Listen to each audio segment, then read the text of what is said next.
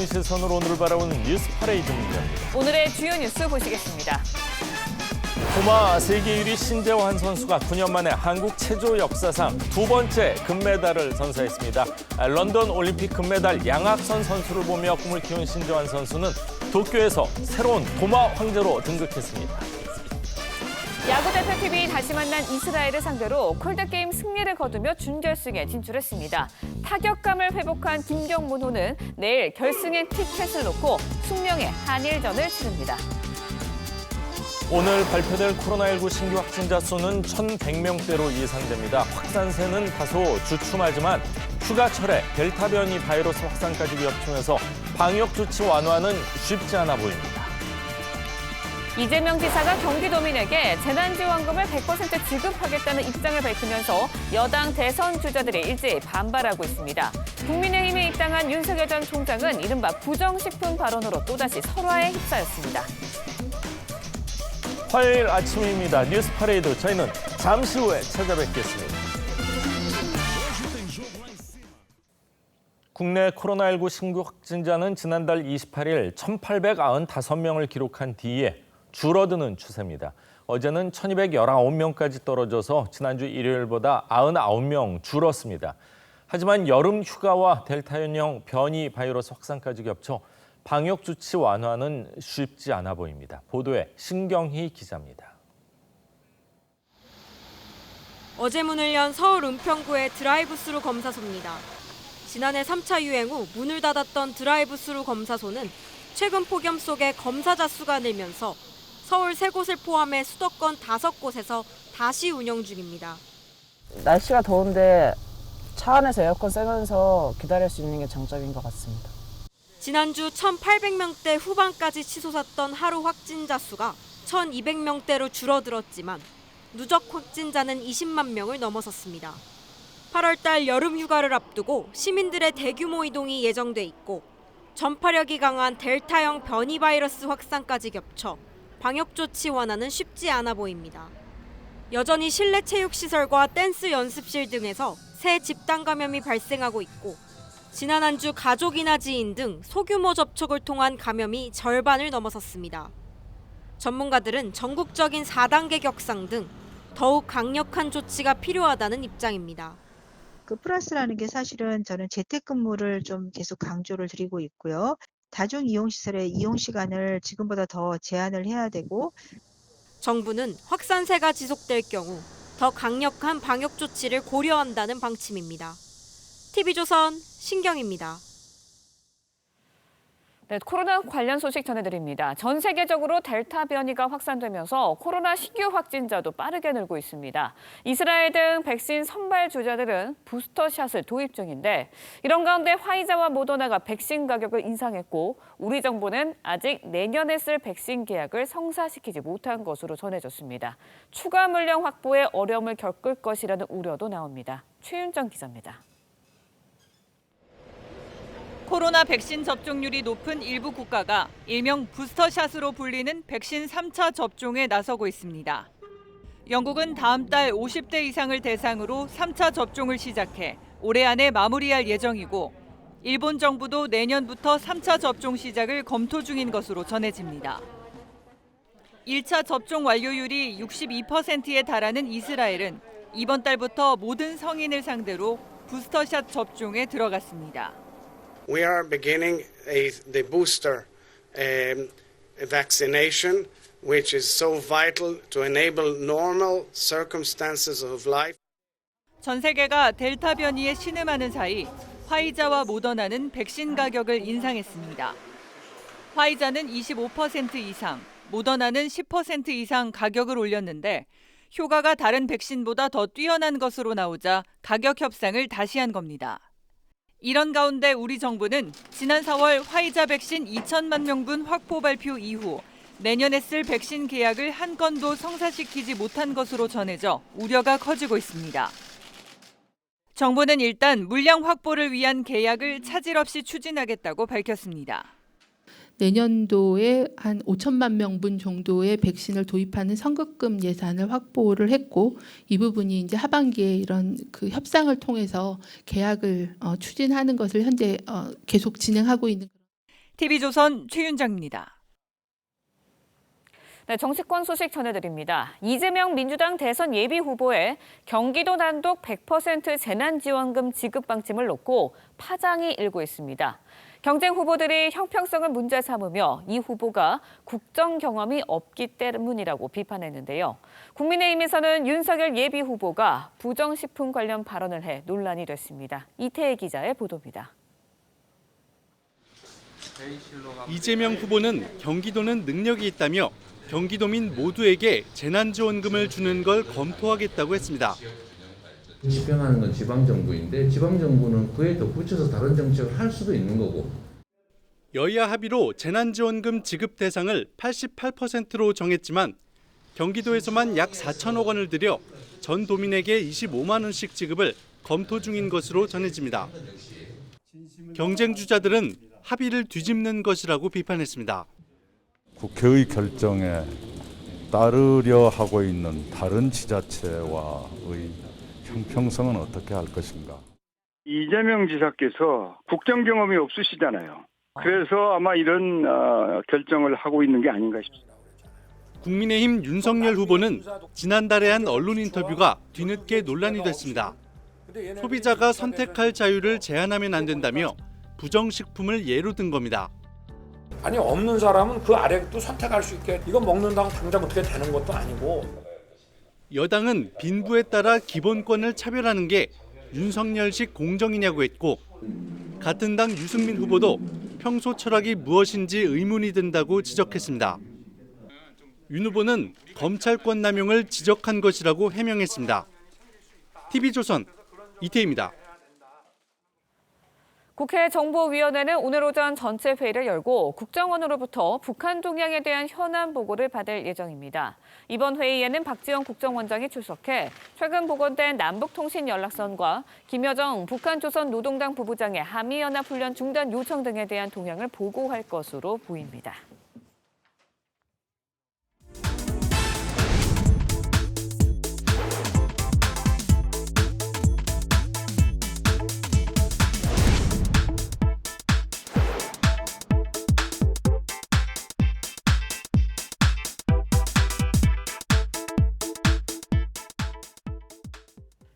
지난달 30일 전격적으로 입당한 윤석열 전 총장이 어제 국민의힘 지도부와 공식적인 상견례와 또 입당식을 치렀습니다.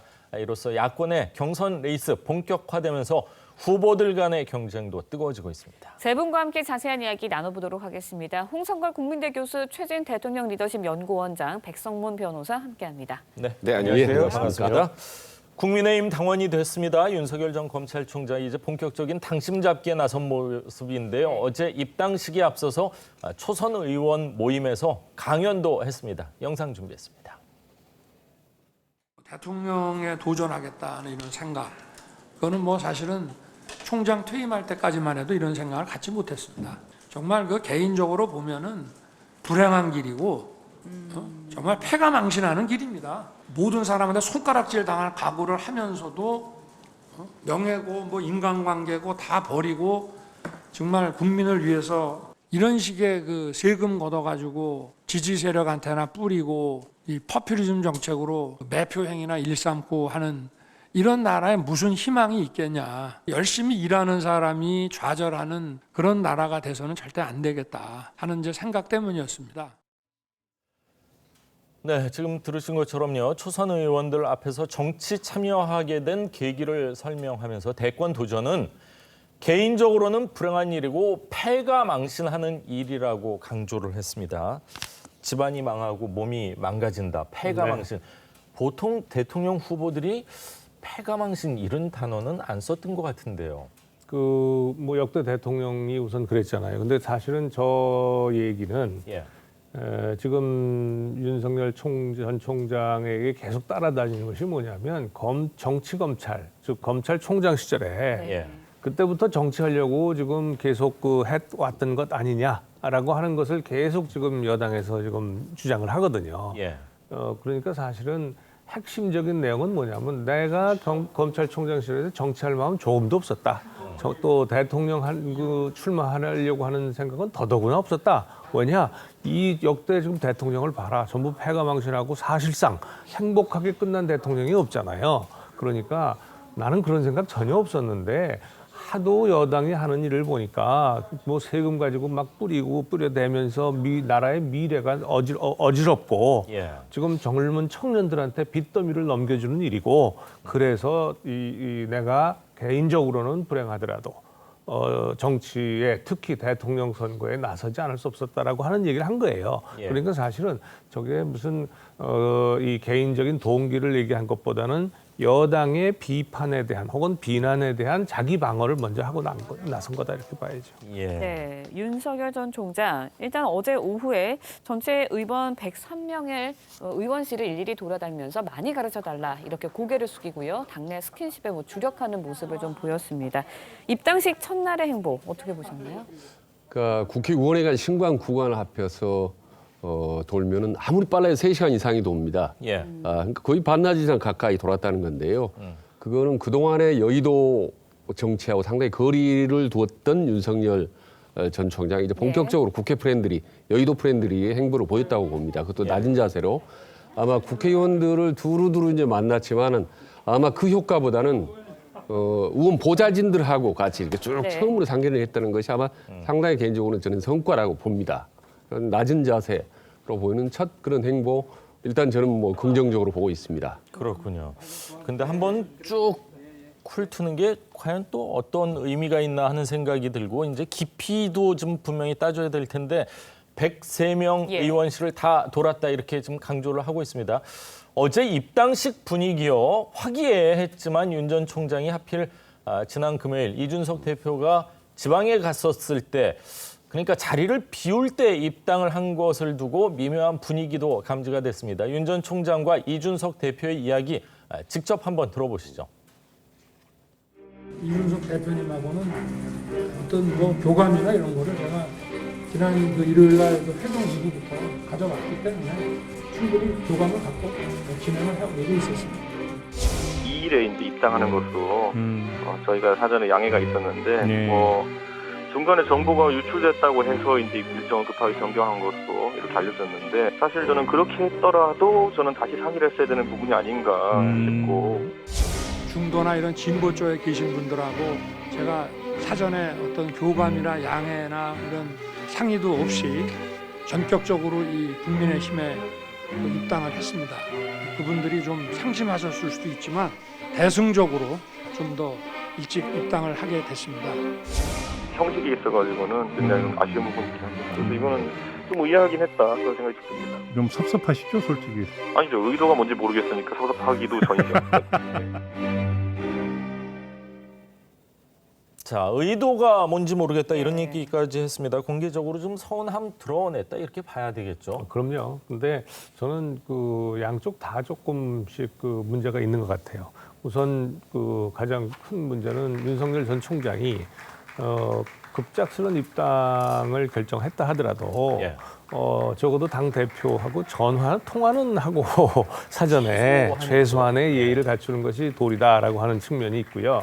또 하나 그런 것이 서로가 없었다 하더라도 이준석 대표 야당의 대표쯤 되면 그걸 슬쩍 감싸주고 그냥 넘어가는 게 그게 정치거든요. 그러니까 이게 여기에서 직접적으로 김기현 원내대표도 마찬가지고 이런 그 본인들이 없는 사이에 이렇게 들어왔다 하더라도 그것이 우리 야당의 그 용광로고 우리가 다 포용할 그러니까 아주 대대적으로 환영합니다라고 만약에 표현했으면 어땠을까? 그러니까 양쪽 다 지금 이 상황에 대해서는 조금 아마추어적인 그런 그 문제를 보였다. 저는 그렇게 보입니다. 정치에 입문한 지 이제 얼마 안 된 분이고 이제 당 대표 뭐 영선의 대표이기 때문에 그런 미묘한 차이 조금 포용력이 적었다 그 말씀이시죠? 그렇죠. 제가 보기엔 그렇습니다. 그렇군요. 이런 가운데 윤 전 총장 또다시 발언을 둘러싸고 구설에 올랐습니다. 한 언론 인터뷰 중에 나온 부정식품 발언이 논란이 되고 있는 건데 정치권에서 나온 이야기들과 윤 전 총장의 해명 이어서 직접 들어보시겠습니다. 검찰의 그 수사권을 좀 남용되지 않도록 좀 억제를 해야 된다는 그런 얘기를 하면서 부정식품이다 아니다 이런 걸 정할 때 너무 과도하게 정해놓으면 그 국민들의 건강에는 큰 문제가 없는 것이지만 그 과도한 기준을 지키려고 하면 단가가 올라가기 때문에 저소득층에서는 그보다 훨씬 싸게 선택할 수 있는 것을 제한한다. 박근혜 전 대통령조차도 불량식품을 사회악으로 규정하고 강력히 단속했는데 박근혜 대통령을 구속시켰던 윤석열 후보라서 불량식품에 대해서도 생각이 좀 다른 것 같습니다. 네, 여권에서는 불량 후보다라는 말까지 나왔고요. 예. 야권 내부에서도 비판이 일고 있다라는 보도도 이어졌습니다. 문제가 된 인터뷰 뒤늦게 논란이 됐는데 어떤 맥락에서 나온 건가요? 이게 한 열흘 전에 했던 인터뷰예요. 지난달 19일에 했던 인터뷰니까요. 그 매일경제하고 인터뷰하는 과정에서 아까 얘기하셨던 것처럼 자유주의 경제학자 밀턴 프리드만의 이 선택할처에 관련된 그 저서를 인용을 하면서 이제 먹고 병에 걸려 죽을 음식은 당연히 이제 단속을 하고 못 먹게 해야 되지만 다소 단가가 싼 부정한 식품이라도 건강에 특별한 문제가 없는 것이라면 저소득층의 선택의 권한을 부여하는 측면에서 공급을 해야 된다는 취지로 얘기했는데 물론 아까 조금 전에 윤석열 전 총장의 해명 들으셨던 것처럼 그러니까 건강에 크게 문제가 없는 식품을 너무 규제를 과도하게 올려놓으면 공급 단가가 올라가고 그러면 저소득층이 선택할 그 음식 자체가 없어지는 그런 상황을 막아야 되지 않겠느냐 이런 취지라는 건 이해는 됩니다만 여기 단어에 이제 부정식품이라는 단어가 딱 들어가 버리니까 그러니까 이게 사실 이제 본 뜻이 뭔지도 중요하지만 대중들에게 처음에 탁 각인되는 그 단어 선택이 굉장히 중요한데 맞습니다. 이 부정식품을 그럼 우리는 먹어도 되나?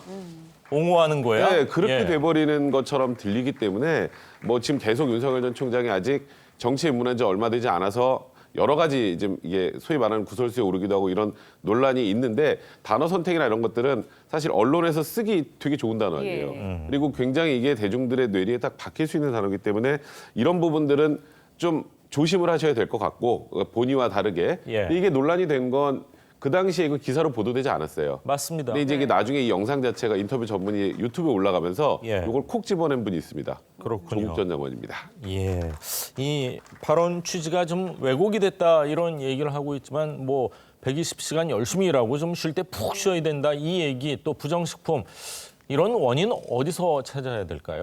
제가 쭉 이렇게 이 발언을 좀 살펴보니까 아마 화법인 것 같아요.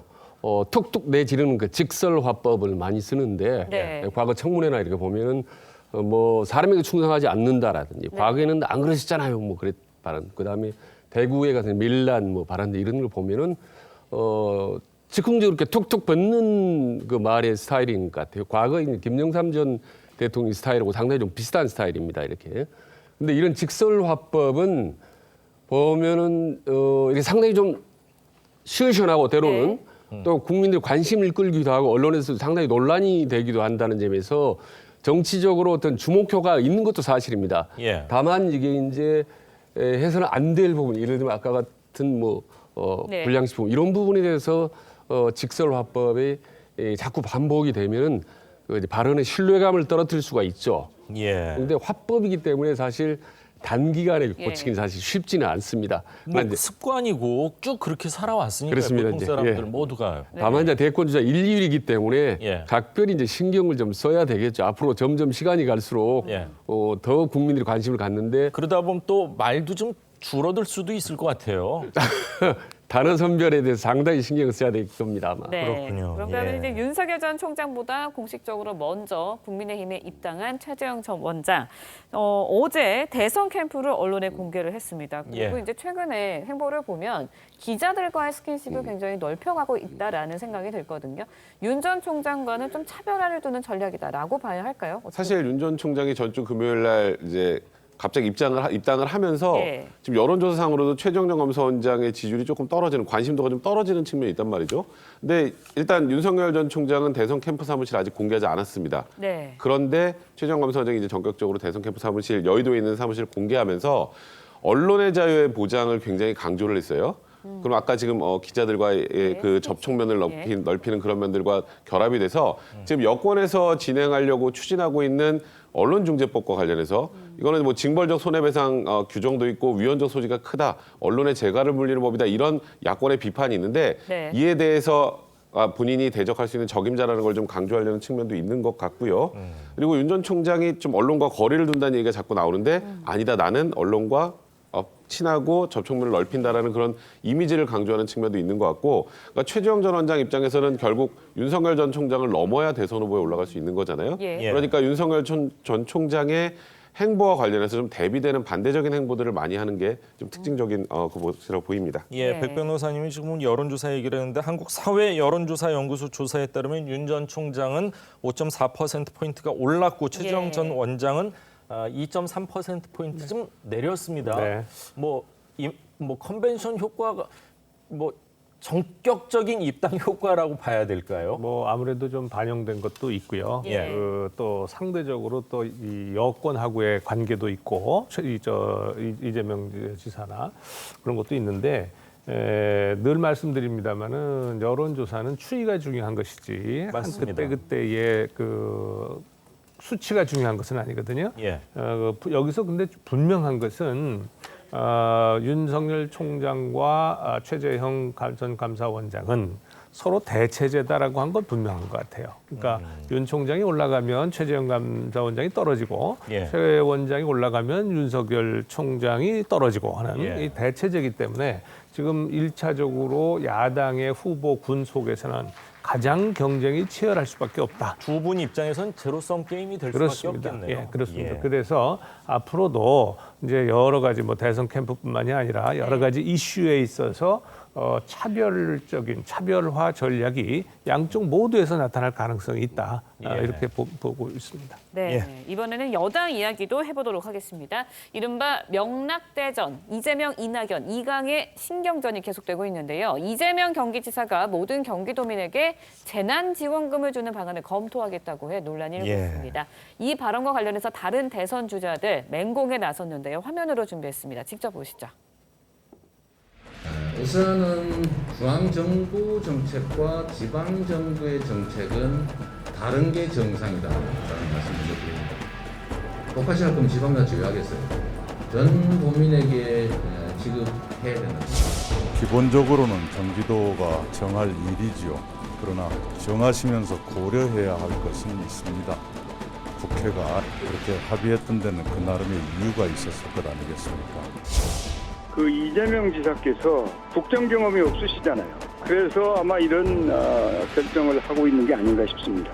이분은 이제 국회에 있어 본 적도 없고 또 정부에서도 일을 하지는 않았죠.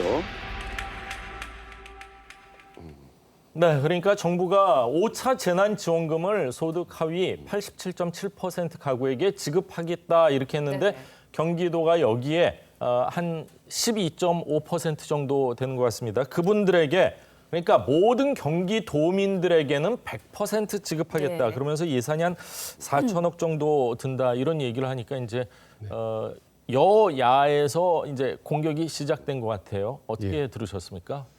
그러니까 여권의 주류 입장에서는 더구나 상당히 좀 화가 날 법도 하죠. 다른 후보들 입장에서. 예, 다른 후보들 입장에서. 왜냐하면 정부 여당 일반적으로 규정을 해서 다 그렇게 하기로 했는데 경기도만 지금 따로 가겠다는 거 아니겠습니까? 근데 이게 다른 정책 행보가 아니라 지금 대선 국면에서 정치적 행보이기 때문에 논란은 소지가 있지만 이재명 지사 입장에서는 상당히 득이 될 수가 있습니다. 과거 제가 이런 말씀드렸지만 기본소득이라든지 혹은 재난지원 100%는 정책적으로 문제가 있지만 지역 주민들 입장에서는 그건 나쁠 게 없거든요. 그래서 그게 마침 요즘 국민들의 민심이 부응한다는 점에서 뉴 포퓰리즘이라고 하지 않습니까? 그걸 트럼프 포퓰리즘이라고 비판을 하기도 하지만은 지금 코로나 등으로 가뜩이나 힘든 사람들에게 지역민들에게 표심을 얻는 데는 상당히 효과가 있다. 그래서 다른 후보들의 반발, 불만을 감수하고 라도 이재명 지사는 정면 돌파하고 있는 거죠. 표심을 향해서 달려가는 거 있다고 봅니다. 네. 그런데 이제 여당 내 다른 주자들도 이제 비판하고 나섰지만 경기도 내 인구 절반가량을 차지하고 있는 수원, 용인 7개 시도에서도 반대를 하고 나섰습니다. 무엇보다 이제 도지사식과 대권 행보를 병행하고 있기 때문에 도지사의 직권을 이용했다. 집행권을 이용했다 이런 비판이 나오고 있는 거거든요. 어떻게 보시나요? 지금 이재명 지사가 지방자치가 있는 이유가 서로 다르기 때문에 있는 거 아니냐, 왜 똑같아야 되느냐라고 얘기하잖아요.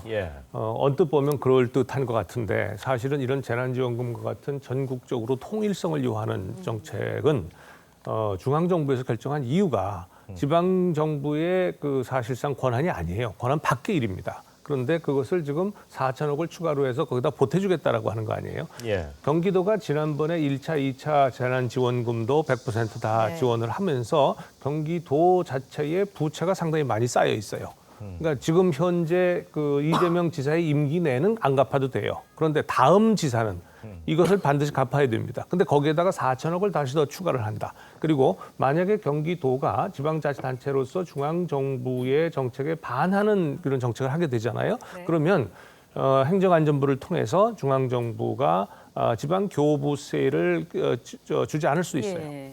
그렇게 되면 지금 현재 경기도의 그 지금 그 부채 비율이라든가 앞으로 갚아 나갈 능력에 대해서는 전혀 언급 없이 4천억을 추가로 준다고 하면 지금 최진 원장님 말씀처럼 유권자들은 아유 나한테 당장 준다니까 12.5% 되는 사람들은 아 그래 뭐 다른 데 살면 내가 못 받을 텐데 경기도에 살기 때문에 받는 거 아니냐. 그러니까 이재명 지사 지지하겠다라고 생각할지 모르지만 그거를 갚아야 할 경기도의 젊은 청년들은 청장년들은 그럼 상당히 심각한 거죠 미래에. 그래서 이런 것은 이 행정을 맡은 도지사로서도 또 앞으로 지금 대권에 도전하는 대통령 후보로서도 이건 해서는 안 될 일이다. 만약에 정작 하고 싶다면 경기도의 부채 비율과 이것을 앞으로 어떻게 갚아 나가겠다라고 하는 분명한 마스터 플랜을 같이 발표해야 된다. 그렇군요. 4천억 가운데 한 70%는 도에서 하고 나머지 30%는 이제 기초단체에서 하겠다 이러니까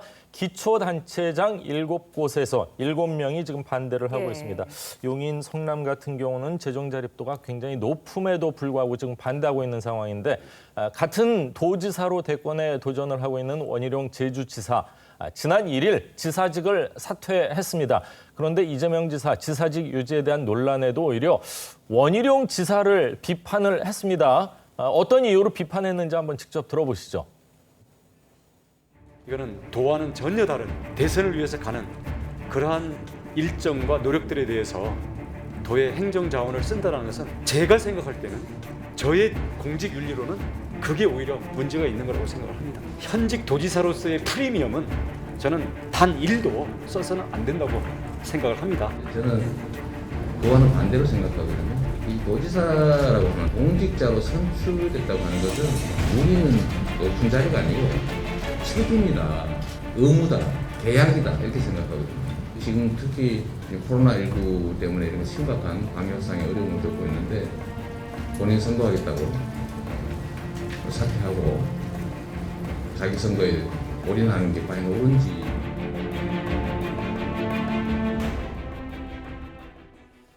자, 이재명 지사 얘기는 이렇습니다. 도지사라고 하는 것은 책임이고 의무고 계약이다 이렇게 생각을 한다. 그렇기 때문에 특히 코로나 때문에 본인 선거하겠다고 사퇴하는 거는 좀 잘못된 거 아니냐, 올인하는 게 과연 옳은 것이냐 이런 얘기를 했습니다.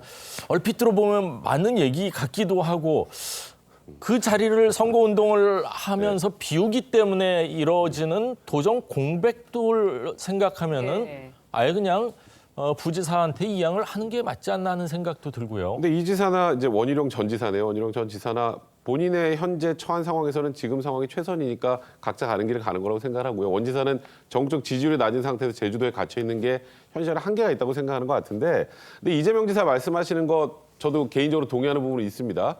하지만 이재명 지사가 이제 어쨌건 내년 3월 9일 대선 90일 전에 12월 9일 전에는 사퇴를 해야 되는데, 그렇죠.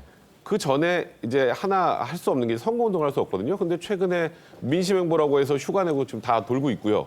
그리고 저는 아까 사실 재난지원금 도내 전 도민에게 다 지급한다는 건 그거 사실상 선거운동 아닌가요? 그러니까 지사직을 활용하는 선거운동을 하는 거라는 개인적인 생각이 드는데 그렇다면 사실 이제 아까 말씀하셨던 것처럼 전 국민에게 평등하게 가야 되고 이건 도와 이런 것에 차별이 없어야 되는 그런 부분에서도 본인의 지사직을 활용해서 선거운동을 하는 게 어찌 보면 국민들 입장에서는 더 불편하게 느낄 수도 있는 거거든요. 그러니까 도지사를 유지하느냐 유지하지 않느냐보다 중요한 것은 이제 지금 현재 대통령 선거 과정에서 지금 논란이 되는 이런 행동들을 줄여나가면서 지사직을 활용해서 선거운동을 하는 건 아니구나라는 이미지를 주고 정말 도민들을 애쓰는구나라는 이미지를 주는 게 중요하지. 그러니까 대외적으로 볼 때 뭔가 지사직을 활용해서 선거운동하는 것 같은데 라는 느낌을 주는 건 오히려 더 불편하다고 생각합니다. 이 지사의 말씀이 옳다면 후보직을 사퇴하셔야죠. 도지사직에 충실하시려면 후보직을 사퇴하고 나오질 말아야지요. 그 이 지사의 말씀이 옳다면. 네. 자가당착인 말씀입니다. 그렇군요. 하지만 예전에도 뭐 김문수 경기지사도 그렇고요, 김두관 경남지사도 그렇고, 홍준표 경남지사, 안희정 지사 사퇴하지 않고 또 했고, 그렇죠. 그러니까 김두관 경남지사만 예전에 이제 출마 선언을 하면서 사퇴를 했었더라고요. 그렇기 때문에 지금 현재 법적으로는 90일 전에만 사퇴를 하면 아무 문제는 될 수 있는데 지금 이 지사가 저렇게 이 지사직에 충실해야 된다고 얘기를 하면 그것이 뽑아준 도민들에 대한 예의다라고 한다면 그러면 그거 충실하기 위해서 대통령 후보에 나오질 말았어야죠. 교수님 말씀도 100% 또 어느 정도 일리가 있는 얘기이기 때문에 참 어려운 문제인 것 같습니다. 그런가 하면요, 여기에 이재명 캠프의 박진영 대변인이 과거에 음주운전을 옹호하는 듯한 글을 올린 사실이 뒤늦게 알려져 논란이 되고 있습니다. 결국 사퇴를 하기는 이르렀는데, 정세균 총리가 이제 음주운전 전력이 있는 사람은 공직 기회를 박탈해야 한다라고 주장해 반박을 하면서 서민들이 이제 대립이라도 아끼고 싶은 마음을 모르고 한 소리다, 이렇게 이야기를 하면서 이게 논란이 된 건데 어떻게 들으셨나요? 그러니까 이재명 지사의 음주운전 문제는 계속 앞으로 논란이 될 텐데, 저는 저 부분은 과거에 있었던 분명한 팩트이기 때문에 저는 확실하게 쿨하게 저는 사과를 해버렸으면 좋겠어요. 저 부분을 억지로 옹호하다 보니까 이제 말도 안 되는 소리들이 나오지 않습니까? 지금 대변인 뭐라 하겠습니까? 박진영 대변인이죠. 박진영 대변인. 음주운전이 지금 대립이 아끼려고 했다라는 거. 그리고 음주운전을 한번 했다고 그래서 너무 사회 활동을 이렇게 막는 건 바람직하지 않다고 그랬는데, 대립이 아끼려면 사실 술을 마시지 않는 게 낫고, 그리고 사회생활에 막는 게 아니라 어느 정도 불이익을 받는 건 너무 이제 당연한 거 아니겠습니까?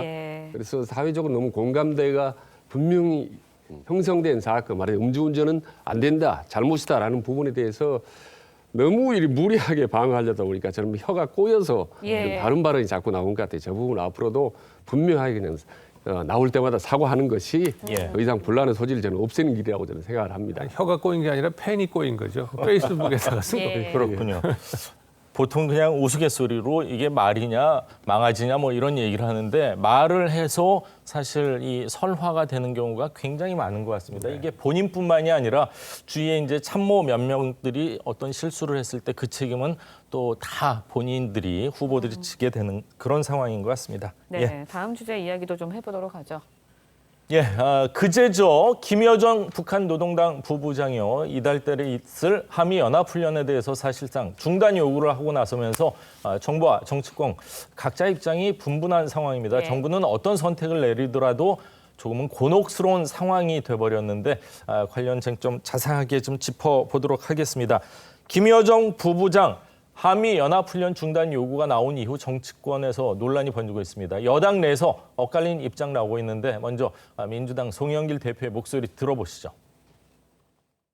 김여정 부부장이 염려한 대로 적대적인 그런 훈련이 아니라 평화 유지를 위한 방어적 성격의 훈련입니다. 그리고 이것은 기동훈련이 없는 연합지휘소 훈련이고 컴퓨터 시뮬레이션 훈련인 것입니다. 그래서 이 훈련은 예정대로 진행될 수밖에 없다는 점을 말씀드리겠습니다. 자, 송영길 대표는 예정대로 진행할 수밖에 없다, 이렇게 분명하게 얘기를 했지만요, 이낙연 전 대표 선대위원장을 맡고 있는 서른 의원은 연기를 해야 된다, 이런 또 주장을 하고 있습니다. 저는 참 이게 문제가 되는 이유를 모르겠어요. 군대 갔다 온 사람 다 압니다만 일부러 군에서는 합천 후에 훈련합니다. 야간에 훈련하고요. 그거 왜 그런지 아십니까? 아니, 전쟁이 감염병 있다고 안 납니까? 최악을 상황을 그럼요. 해야죠. 모든 상황에 전부 대비해서 군대 훈련하는 거예요, 군대는. 그런데 지금 북한에서 김여정이가 이렇게 한마디 해가지고 요구하니 뭐 핑계를 대는 것이 감염병 사태도 있고 하니까 연기합시다, 이런 얘기 아닙니까? 전쟁을 선택적으로 합니까? 이거는 고려의 일고의 가치도 없는 얘기입니다. 계획된 훈련은 계획된 대로 하는 것이, 그것이 원칙이고 그것이 국가 안보를 지키는 의지입니다. 더 이상 뭐 드릴 말씀이 없습니다. 네, 일단 뭐 야당에서는 북한 눈치 보기를 해서는 안 된다. 한미연합훈련 진행돼야 한다라는 비판이 나오고 있습니다. 특히 야권의 대선 주자들이죠. 최재형 전 감사원장 또 원희룡 전 지사 목소리를 냈는데 한미연합훈련 연기론, 뭐 대선을 앞둔 상황이다 보니까 또 다른 안보 이슈로 떠오르지 않을까라는 생각도 듭니다. 어떻게 보시나요? 그러니까 우리 국민들 사이에서는 정말 대선 한 북풍의 악몽이 있거든요. 북한이 뭔가 대선 국면에서 번번이 뭔가를 개입하고 움직이려고 한다라는 그런 악몽 트라우마가 있기 때문에 저는 차제에 정말 대북 관계 이제 안보 문제에 관한 정파나 정당을 완전히 소홀해서 확고하게 원칙을 정했으면 좋겠다라는 생각을 뭐 합니다. 너무나 원론적인 생각인데 보면 북한의 김정은도 아니고 부장도 아니고 뭐냐 부부장의 말 한마디에 대한민국 휘청거리고 그다음 여권 내부의 핵심적인 대권 캠프 진영 내에서 찬반이 엇갈리는 거. 정부 내에서도 말이죠. 국방부 다르고 통일부 다르고 의견 다르고 이렇게 휘청거리는 현상 더 이상 좀 종식이 됐으면 좋겠다.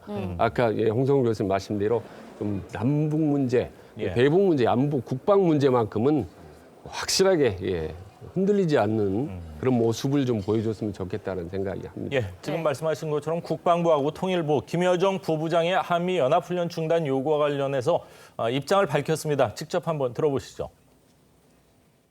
이번 담화 관련돼서 국방부 차원에서 언급할 내용은 없습니다. 다만 후반기 연합지휘소 훈련과 관련해서 시기, 규모, 방식 등에 대해서는 확정되지 않았고요. 한미 당국에 의해 결정될 사안이다 말씀드리겠습니다.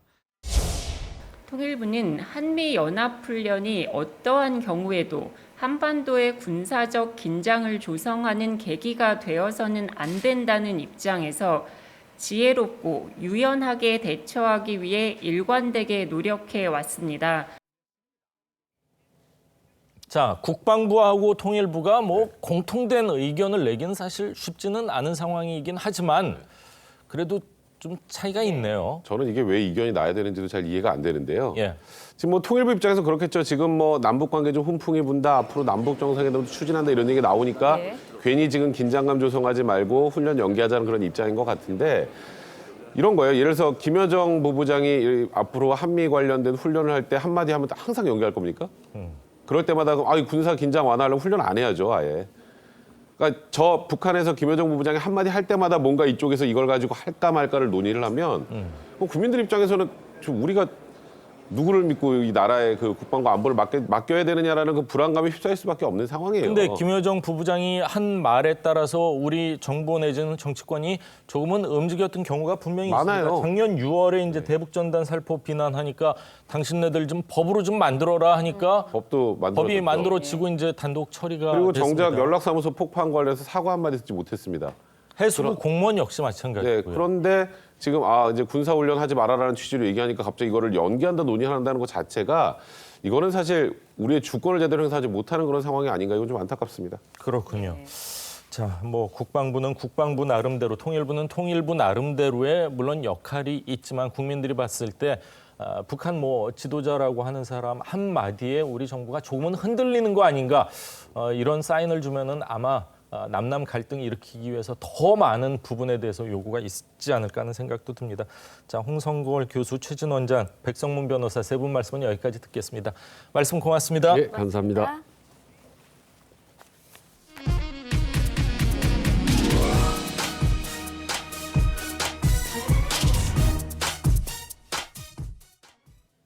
여당이 2023년부터 1주택 장기 보유 세금 혜택을 더 축소시키는 법안을 발의했습니다. 다주택자들을 옥죄면서 어떻게든 주택을 팔게 하겠다는 건데 전문가들은 오히려 매물 잠김이나 전세난 현상을 더 심화시킬 우려가 있다고 걱정하고 있습니다. 이정영 기자입니다. 여당이 집을 오래 갖고 있으면 양도세를 깎아주는 장기 보유 특별공제를 축소하는 법안을 발의했습니다. 그동안은 다주택자라 하더라도 1주택자가 되면 그 집을 매입한 시점부터 양도세를 최대 80%까지 깎아주는 혜택을 줬는데 이제는 1주택자가 된 이후 거주와 보유 기간에 따라 혜택을 주겠다는 겁니다. 여당은 이달 임시국회에서 법안을 통과시키고 2023년부터 시행한다는 계획입니다. 당론으로 이미 정했고요. 의총에서 종부세 관련해서 의견 정하면서 동시에 1가구 1주택 양도세를 손보는 것까지 정했습니다.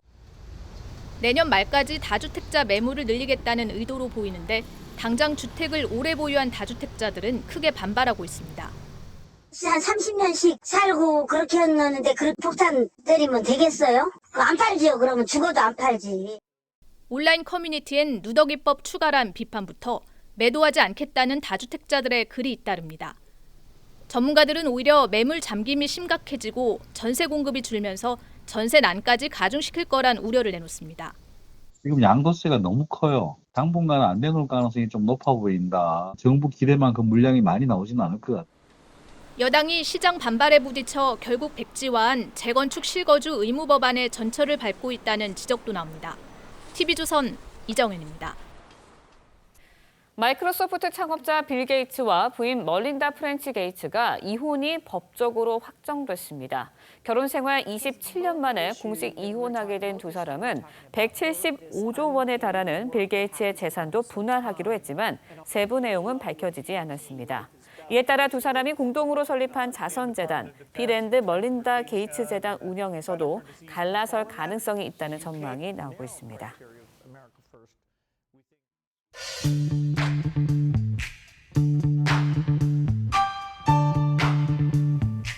렌즈에 담긴 순간 그 의미를 읽어봅니다. 사진기자가 고른 아침의 한 장입니다. 도쿄 하계올림픽이 한창입니다. 지난 주말 축구대표팀이 멕시코와의 8강전에서 경기에 지고 실망한 송범근 골키퍼를 김학범 감독이 위로하는 모습입니다. 사실 우리는 선수들이 경기에 지는 것보다 최선을 다해 승리하기를 바랍니다. 그래서 동메달보다는 은메달, 은메달보다는 금메달을 딴 선수들에게 더 박수를 보냅니다. 그렇지만 경기에서 지는 사람이 있기 때문에 이기는 사람도 있습니다. 특히 선수들이 어렵게 이기면서 올라가는 모습을 현장에서 지켜보면 더합니다. 우리나라 선수가 이기면 함께 기뻐하지만 지면 사진을 찍는 기자들도 같이 안타깝고 맥이 빠집니다. 선수들에게 태극마크를 달고 올림픽에 나가는 것은 일생의 영광일 것입니다. 하지만 4년간 흘린 땀의 결실이 비록 패배의 결과로 돌아오더라도 모든 것이 끝나는 건 아닙니다. 패배한 선수들을 보면서 박수를 보내는 것은 이번 올림픽이 끝나도 그들에겐 또 다른 인생의 시간이 있기 때문입니다. 복싱의 전설 무하마드 알리는 인생이란 결정적인 한 방이 아니라 아무리 맞아도 버티면서 끝까지 싸우는 것이라고 했습니다. 선수들이 패하고 쓰러져도 털고 다시 일어나는 모습도 멋진 모습입니다. 아침의 한 장이었습니다. 우산 챙겨 나오셔야겠습니다. 오늘 서쪽 지역을 중심으로 많은 비가 집중하겠는데요. 현재 전남 곳곳으로 호우특보가 내려진 가운데 비가 내리고 있습니다. 앞으로 서해상에서 비구름대가 더 유입되면서 서울을 포함한 서쪽 지역에도 비가 내리겠고요. 점차 전국으로 확대돼 오늘 밤까지 이어지겠습니다. 특히 경기 남부와 충청, 호남에는 시간당 50mm가 넘는 집중호우가 쏟아지면서 최고 100mm가 넘는 많은 비가 예상되고요. 또 대기 불안정으로 돌풍과 천둥 번개를 동반해 최고 50mm의 소나기가 지나는 곳도 있겠습니다.